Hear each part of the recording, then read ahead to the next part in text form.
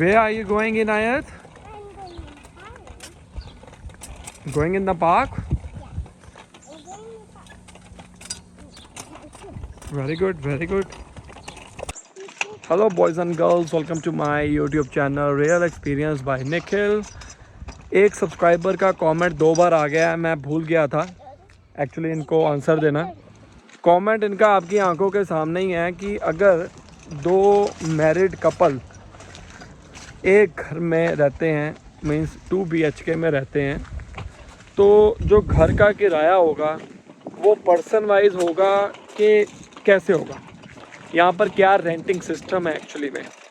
देखो मैं आपको छोटा सा आंसर बताऊंगा।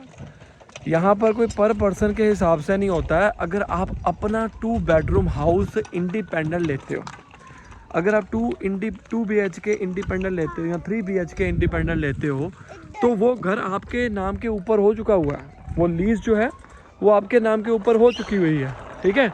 तो उस घर में आपकी मर्जी है, 10 बंदे रखो, 15 बंदे रखो या 20 बंदे रखो।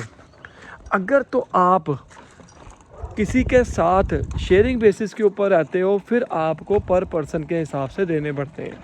पर पर्सन के हिसाब से कहते, उनकी एक कंडीशन होती है कि अगर एक बंदा रहेगा तो 150, अगर 2 बंदे रहेंगे तो 250, क्योंकि आप किसी के साथ शेयरिंग बेसिस के ऊपर रह रहे हो, आपके नाम के ऊपर लीज नहीं है वो, ठीक है।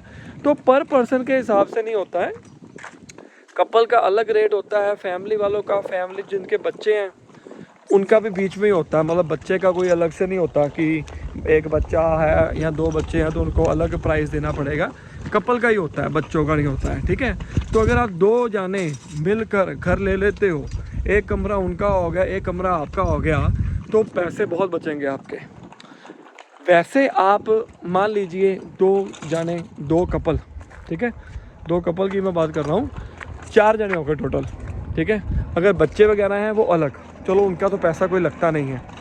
तो 4 जाने अगर 250 के हिसाब से 2 जाने रह रहे हैं तो दोनों का कितना बनता है, 500। मैं मान के चलता हूँ, ऐसा तो नहीं है कि $200 में 2 जाने रह लें। $200 में कपल नहीं मिल पा रहा है, रेंट के ऊपर नहीं मिलेगा, ठीक है। लेकिन फिर भी अगर मुश्किल हो तो आपको एक छोटी सी क्या सलाह दूंगा कि आप पहले शेयरिंग बेसिस के ऊपर रह लो। अगर आपको नहीं मिलता है घर, यहाँ पर ऑस्ट्रेलिया में पहुँच जाओ। जब ऑस्ट्रेलिया में पहुँच जाओगे तब आप 2 जाने मिलके एक 2 बेडरूम हाउस ले लेना। वो 2 बेडरूम हाउस की जो रेंट होगा ना पर वीक की बात कर रहा हूँ मैं, $250 अगर आप शेयरिंग बेसिस के ऊपर रहते हो, वो 400 450 होगा, ठीक है। बट आपको उसमें इलेक्ट्रिसिटी, गैस, ये सब खुद देना पड़ेगा।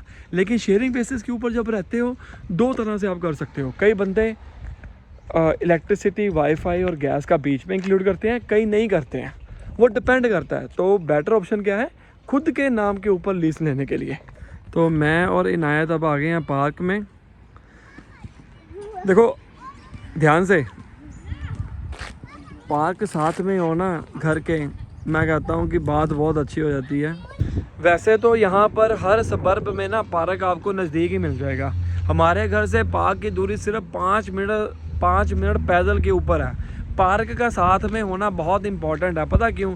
अब जैसे मेरे मम्मी पापा आए थे, यहाँ भी और भी किसी के पेरेंट्स आए हुए थे, ठीक है, वो यहाँ पर इकट्ठे मिल जाते हैं, बातें वगैरह करते हैं। उनका भी दिन लगा रहता है डेली बेसिस के ऊपर, क्योंकि बच्चे जो वो काम पे चले जाते हैं, उनके जो बच्चों के बच्चे हैं, दादा या नाना नानी यहाँ पर आपको मिल जाएंगे पार्क में। तो पार्क होना बहुत ज़रूरी है भाई।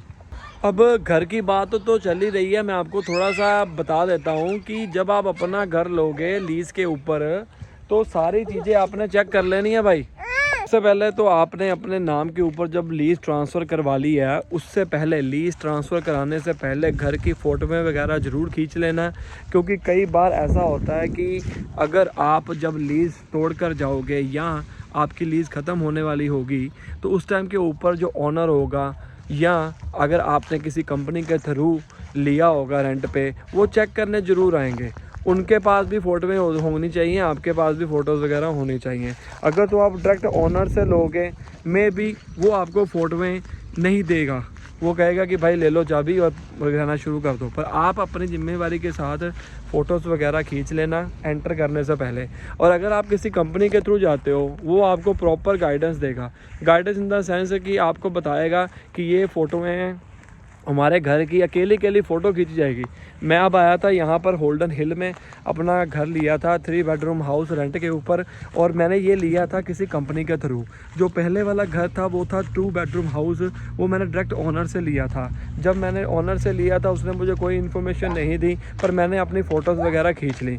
जब मैंने लीज़ तोड़ दी, ब्रेक कर दी, 15 दिन पहले ब्रेक की है, और ओनर मेरा अच्छा था, उसने 15 दिन के पैसे नहीं लिए मैंने, क्योंकि दूसरा टेनेंट उसको दे के गया था अच्छे वाला। यहाँ पर रेफरेंस का बहुत टाइम है भाई। अगर रेफरेंस आपको मिल जाता है या कोई आपको घर यहाँ पर कोई रह रहा तो उसकी बहुत वैल्यू है, रेफरेंस की बहुत ज़्यादा वैल्यू है। और रेफरेंस के तौर के ऊपर अगर आप गिलोगे ना, वो आपको कॉल भी करेगा। कुछ और पूछना चाहते हो नीचे कमेंट कर दीजिए, अगली वीडियो के अंदर हम इसको एक्सप्लेन कर देंगे। सतर्क रहिए, क्योंकि हर एक चीज़ के बारे में आपको नॉलेज होनी बहुत ज़रूरी है। ये नहीं है कि सुनी सुनाई बातों के ऊपर जाएं। और मैं जो वीडियो बनाता हूँ वो बनाता हूँ पूरी रियलिटी बेस, जो एक्चुअली में रियलिटी है, ठीक है। और मेरे दूसरे चैनल को सब्सक्राइब करना मत भूलना, Nikhil PT tips and tricks. नया चैनल बनाया है, आपके सपोर्ट की ज़रूरत है।